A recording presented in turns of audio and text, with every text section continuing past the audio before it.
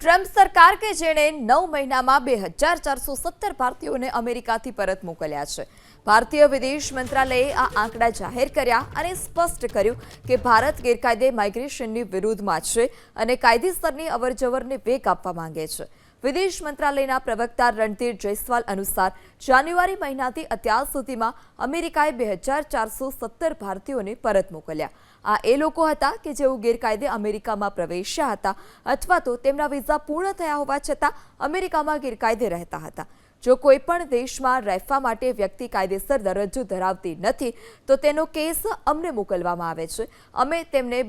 અમે તેમનો background check કરીએ છીએ, રાષ્ટ્રીયતા નક્કી કરીએ છીએ અને ત્યારબાદ અમે તેમને પરત લેવાની તૈયારી કરીએ છીએ।